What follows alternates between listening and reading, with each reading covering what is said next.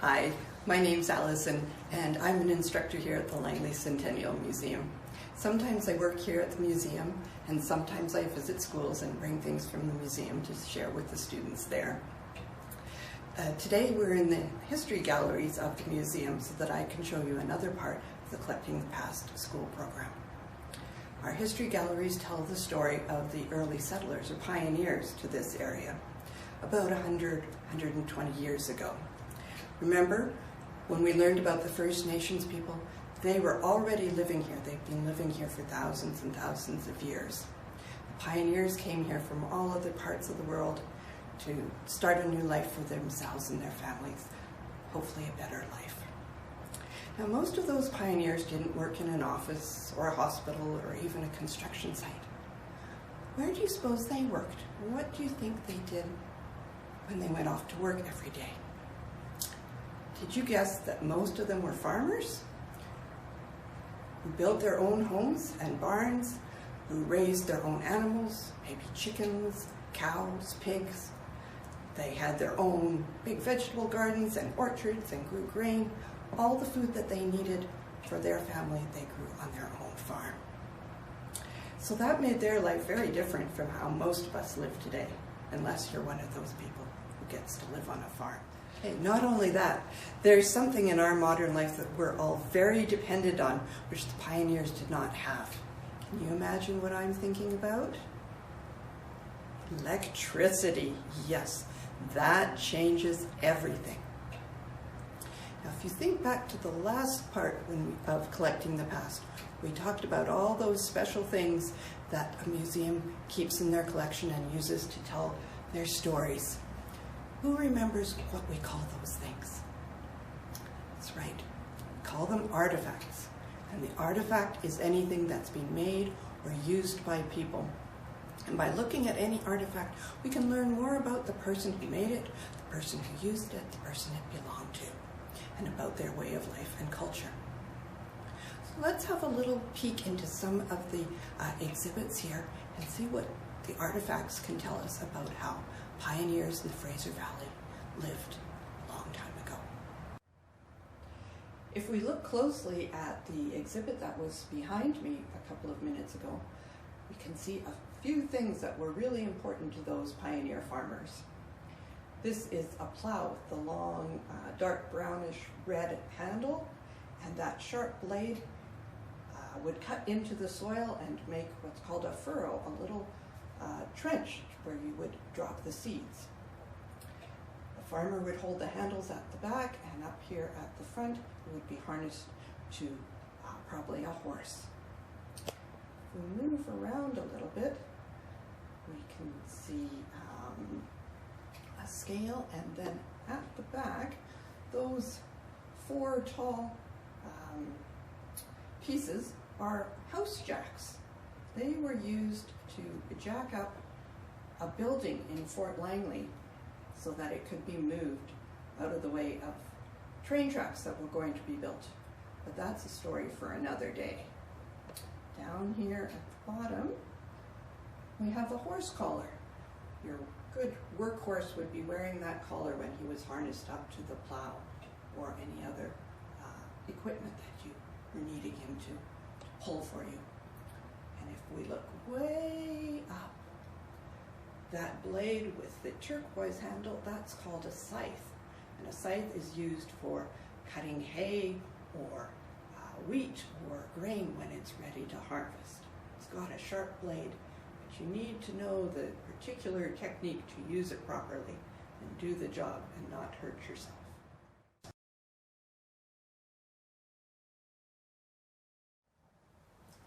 Now that we've seen a few of the tools and implements used for farming, let's look inside the farmhouse where the farmer and his family live. This kitchen is very different from my kitchen at home. I expect it's rather different from your kitchen too. We've got some of the things that we've grown this summer in the fields and in the garden, and we need to prepare those things to store them for the winter time. So we've got all our kitchen wooden spoons and sieves and the scale and if I step back a little bit, I can show you a few other things we need in the farmhouse kitchen. We've got our butter churn, so when we've got the milk from the cow, we're going to churn that milk into butter and use the mold to make it into a nice 1 pound block. We've got the rest of our dishes stored on here, as well as the coffee grinder and a nutcracker and all sorts of specialized cooking tools. Over here in the corner we have the all-important wood-burning stove. Notice the pots and the roaster, the copper kettle that are sitting on top, as well as some irons that we're going to talk about a little bit more. And up behind there, just to the right of the chimney, there's the matchbox and the strike plate so that we can light our kindling and get the stove going to heat up the house, so that we can boil water and cook our food and be nice and warm in the house. Now that we've had a little look at some of the pioneer exhibits and learned a little bit more about the things the pioneers used and needed in their life, I've got some artifacts here on the table that I'm going to challenge you to figure out what they were and how they were used. Let's look at the first one. It's a tiny little one. What do you suppose it feels like? Does this look like something that's heavy or light? It's not very big in my hand, but it is quite hard. How do you think that was made? And what could we possibly have used that for? Let's look at this next one. Now this one, I can tell you, is heavy. I'm using 2 hands to hold it, and I need 2 hands. This part here is nice and smooth. It's made of a different material than the base. There's the shape of the base. There's some writing on it that may or may not give you a clue to what this is. Let's put that one down. And take a look at our next artifact. I can turn this handle here, and the gear goes round and round and makes this turn. I've got a little container here, and this clips on. What do you suppose that does? Who do you think might have used that? And what would they have been doing? This is an interesting one. I can slide this little loop, and this opens up. What's that shape look like? What does that remind you of? Has this got a special job? Where in the house do you think this might be used? And on to our next one. Clearly we've got a little clamp here, so this is going to clamp onto something, probably to hold it steady.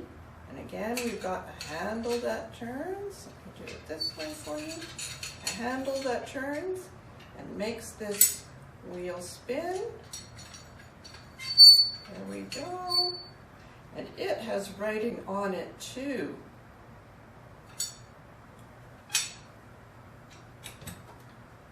Over to this one. What's this one made out of? What are we going to put in here? Does it look like it's sharp? Maybe not. What are we doing? What's this made out of? And our last one. This is a colorful one. Why is it colorful? Do you think this is for a decoration? Is this some kind of a toy? Is this something that might be useful to somebody? Who do you think it might belong to? There's all kinds of questions that we can ask about the artifacts and wonder about how they might be used, who might have used them, how they were made, all those things that might give us an idea of what their purpose was and what the pioneers did with them.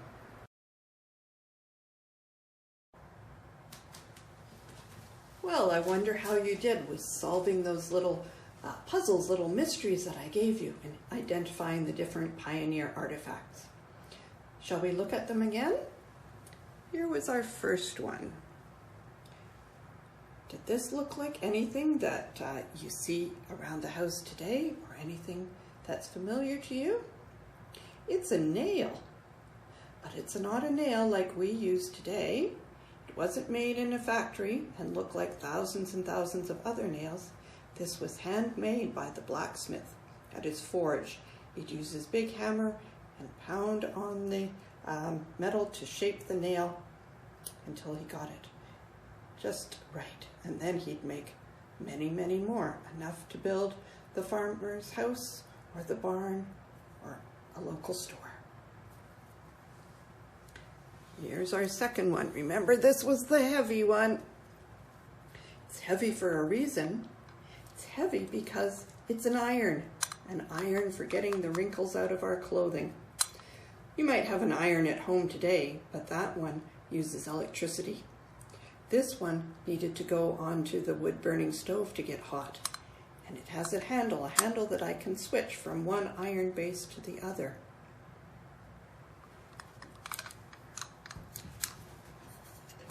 There's our third artifact. Remember this one that had the little handle that turned? But when we looked inside, I bet that was a familiar sight. The beaters that went round and round when we turned the handle. So at home in the kitchen counter, there might be an electric mixer. Again, there's that electricity that makes so much difference to our lives. And the bowl here is quite a bit smaller than the one that goes with our modern beater. We could put some eggs in there and whip them up, or maybe a little bit of cream, but we certainly couldn't get the whole cake batter in there. Next we had this one.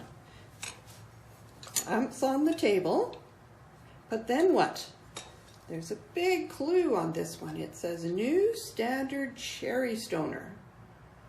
But is that a helpful clue? What on earth does a cherry stoner mean? Well, we're going to put the cherries in here, turn the handle, which is going to turn the blade, and cut the cherry apart so we can get the cherry stoner, the seed, out.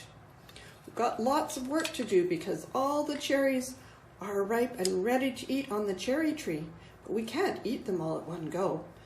So this is a good job for pioneer boys and girls. You can sit at the kitchen table and turn the handle, cut all those cherries to get the pits out, and then your mom or some other adult is going to be cooking at the stove, cooking up those cherries, and they're going to go into our canning jars. We can can fruit and vegetables and save them all for the winter time so we have fruit and vegetables to eat.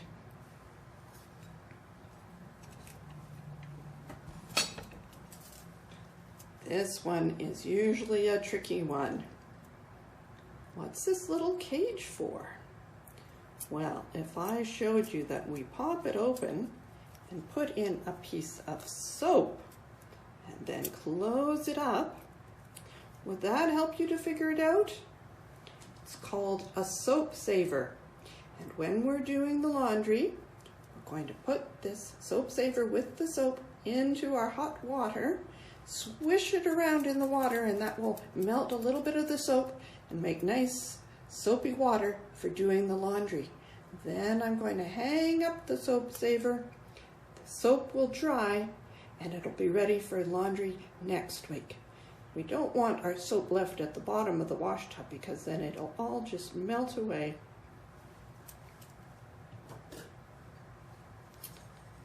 How about this one? And who would you suppose might want to use this? Well, I don't need to use this because I have curly hair. But if you have straight hair and you wanted to have nice curls, you would use this crimper. Your hair goes in here and you close it down, and that would put the wave into your hair. Of course, we have things like this today, curling irons and so on. And again, what makes them work? What makes them hot? Plugging them in and electricity. So here again, we're going to use our stove to heat it up. Be careful that you don't burn yourself or burn your hair. That's kind of stinky. And the last one, I asked you whether you thought it was a decoration, something useful, or a toy. Well, it's all three. It's quite pretty to look at and interesting. It says a trick dog, and we can see the little dog here and the clown with the hoop. I'm going to show you in slow motion how this worked. I've got a penny here. We don't use pennies anymore, but they were worth 1 cent. Penny goes in the dog's mouth. I'm going to hold the little lever. Oops. And the dog jumps through the air and puts the penny into the barrel. So we've got something to play with, and it's useful too. I hope you enjoyed spending some time with me today in the history galleries at the Langley Centennial Museum and learning a little bit about how pioneers lived about 100 years ago.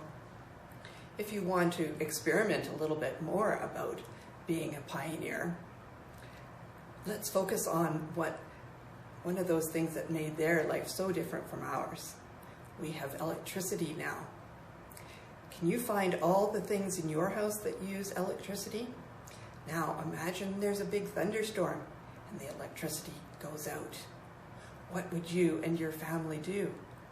How would you cook a hot meal? Or heat up some water to do the dishes? Or for somebody to have a bath? What would you do to entertain yourself? Remember, the lights are out and there's no TV or tablet or any of those electronics that we like to play on. You could write a story or draw a picture to illustrate the life of a pioneer child. Maybe you could even pretend for a whole day that you're a pioneer. You'd have to do some chores. What chores would you like to do? Or what chores do you think might have to be done at your house? And how about going to school? Not all pioneer children went to school. And if you'd like to learn more about Pioneer School, be sure to watch our Lockheed video and the school marm at the one-room schoolhouse. Thanks for joining me.